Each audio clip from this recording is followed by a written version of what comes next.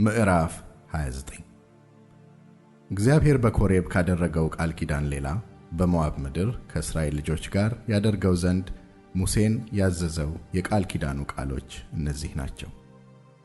ሙሴም የእስራኤልን ልጆች ሁሉ ጠርቶ አላቸው፣ እግዚአብሔር በፊታችሁ በግብፅ ምድር በፈርዖንና በባሪያዎቹ ሁሉ በምድሩም ሁሉ ያደረገውን ሁሉ ዓይኖቻችሁ ያዩአቸውን ታላላቆች ፈተናዎች፣ ታላላቆች ተአምራትና ድንቆች አይታችኋል። እግዚአብሔር ግን አስተዋይ ልብ፣ የሚያዩ ዓይኖች፣ የሚሰሙም ጆሮች እስከ ዛሬ ድረስ አልሰጣችሁም።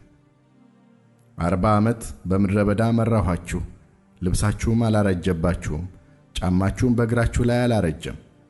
እኔ አምላካችሁ እግዚአብሔር እንደሆንኩ ታውቁ ዘንድ እንጀራ አልበላችሁም፣ የወይን ጠጅና የሚያሰክረውንም መጠጥ አልጠጣችሁም። ወደዚህም ስፍራ በመጣችሁ ጊዜ የሐሴቦን ንጉሥ ሴዎን የባሳንም ንጉሥ ዐግ ሊወጉን ወጡብን። እኛም መታናቸው፣ ምድራቸውንም ወሰድን። ለሮቤልና ለጋድ ለምናሴም ነገድ እኩሌታ ርስት አድርገን ሰጠናቸው። ስለዚህ በምታደርጉት ሁሉ ትከናወኑ ዘንድ የዚህን ቃል ኪዳን ቃሎች ጠብቁ አድርጉም። ሁላችሁ አለቆቻችሁም፣ ነገዶቻችሁም፣ ሽማግሌዎቻችሁም፣ ሹማምቶቻችሁም፣ የእስራኤል ሰዎች ሁሉ ልጆቻችሁም፣ ሴቶቻችሁም፣ በሰፈራችሁም ያለ እንጨትህን የሚቆርጥ ውሃህንም የሚቀዳ መጻተኛ ዛሬ በአምላካችሁ በእግዚአብሔር ፊት ቆማችኋል። ይኸውም ዛሬ ለእርሱ ሕዝብ አድርጎ ያስነሳህ ዘንድ እርሱም ላንተ እንደተናገረ ለአባቶችህም ለአብርሃምና ለይስሐቅ ለያዕቆብም እንደማለ አምላክ ይሆንልህ ዘንድ አምላክህ እግዚአብሔር ካንተ ጋር ዛሬ በሚያደርገው ቃል ኪዳን ትገባ ዘንድና የአምላክህን የእግዚአብሔርን መሐላ ትሰማ ዘንድ ነው። እኔም ይህን ቃል ኪዳንና ይህን መሐላ የማደርገው ከእናንተ ጋር ብቻ አይደለም፣ ነገር ግን ዛሬ በአምላካችን በእግዚአብሔር ፊት ከእኛ ጋር በዚህ ከሚቆም ሰው ጋር ዛሬም ከእኛ ጋር በዚህ ከሌለ ሰው ጋር ነው እንጂ። ነገር ግን እኛ በግብፅ ምድር እንደተቀመጥን በመካከላቸውም ባለፋችሁባቸው አሕዛብ መካከል እንዳለፍን አውቃችኋልና ርኩስነታቸውንም በእነርሱም ዘንድ የነበሩትን የእንጨትና የድንጋይ የብርና የወርቅም ጣዖቶቻቸውን አይታችኋልና ሄዶ የእነዚያን አሕዛብ አማልክት ያመልክ ዘንድ ከአምላኩ ከእግዚአብሔር ልቡን ዛሬ የሚያስት ወንድ ወይም ሴት ወይም ወገን ወይም ነገድ አይኖርባችሁ። ሐሞትና እሬትም የሚያበቅል ሥር አይሆንባችሁ።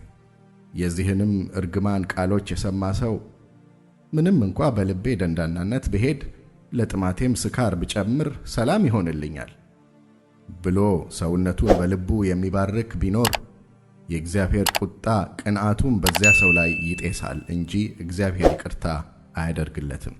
በዚህም መጽሐፍ የተጻፈው እርግማን ሁሉ በላዩ ይኖራል፣ እግዚአብሔርም ስሙን ከሰማይ በታች ይደመስሰዋል። እግዚአብሔርም በዚህ ሕግ መጽሐፍ እንደተጻፈው እንደ ቃል ኪዳኑ እርግማን ሁሉ ከእስራኤል ነገዶች ሁሉ ለጥፋት ይለየዋል።